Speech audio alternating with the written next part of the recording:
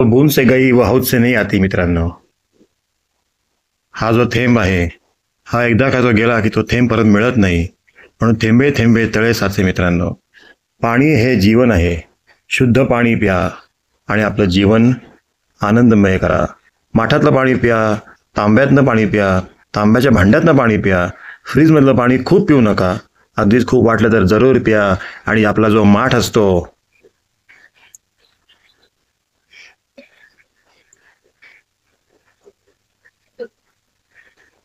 आपला जो माठ असतो तो पूर्ण भरून ठेवा रात्री 10 ते 11 या दरम्यान.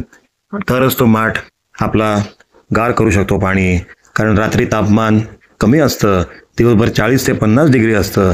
रात्री तेच तापमान 20 ते 30 डिग्रीमध्ये जातं आणि मग असं पाणी आपलं जे असतं ते गार राहतं. आणि गार पाणी राहिल्यामुळे तुम्हाला दुसऱ्या दिवशी गार पाणी प्यायला मिळतं. 2 माठ ठेवा मित्रांनो. एक घरात जर 5 माणसं राहत असतील तर 2 माठ ठेवा. 2 माणसं राहत असतील तर 1 माठ ठेवा.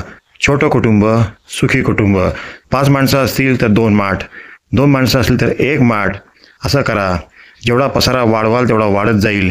म्हणून सांगतो की आपल्याला अंथरूण पाहूनच पाय पसरावेत, किंवा पाय पसरायचे असतील तर अंथरूण पांघरून मोठं करा.